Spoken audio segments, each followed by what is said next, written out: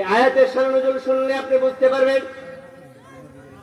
তাফসীরে নূরুল কোরআনের 2 নম্বর খণ্ডে 205 নম্বর পৃষ্ঠা, তাফসীরে ফি জিলালিল কোরআনের 2 নম্বর খণ্ডে 166 নম্বর পৃষ্ঠা, তাফসীর ইবনে কাসিরের 187 নম্বর পৃষ্ঠায় নবী করিম সাল্লাল্লাহু আলাইহি ওয়াসাল্লামের জনপ্রিয় সাহাবী আব্দুল্লাহ ইবনে আব্বাস বলেন, জাহিলি যুগে আরবের লোকেরা যখন হজ করতে আসতো, হজ করতে আসার পরে হজের সময় দোয়া কবুলের নির্দিষ্ট জায়গায় যখন তারা উপস্থিত হতো, তারা সেখানে দোয়া করতেন, আল্লাহ তুমি এবছর বৃষ্টি দিয়েছ, অধিক পরিমাণে তুমি ফসল প্রদান করো, অধিক পরিমাণে সন্তান প্রদান করো।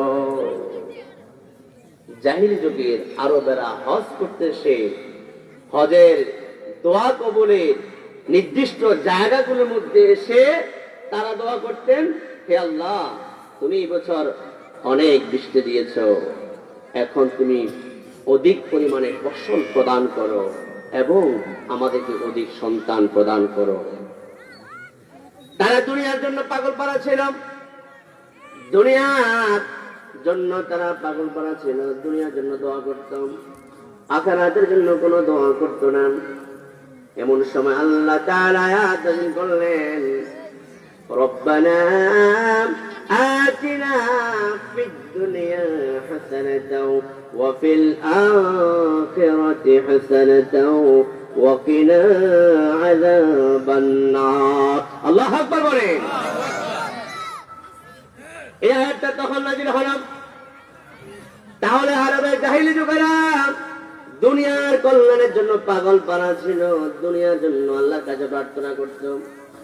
ও কুলাশার গ্রামের মুসলমান আপনাদেরকে বলছি, আমরা যখন আল্লাহর কাছে সাহায্য চাই, দুনিয়ার সাথে সাথে আখিরাতেও চাই। কথা বল ঠিক না বেঠিক? হে আল্লাহ দুনিয়াতে কল্যাণ দাও, আখিরাতেও কল্যাণ দাও, আর জাহান্নাম থেকে মুক্তি দিয়ে দাও। আপনি দোয়া করেন কি করেন না? কিন্তু জাহিলি যুগের আরবেরা তারা শুধু দুনিয়ার জন্য কল্যাণ চাইতে, আখিরাতের জন্য চাইতো না।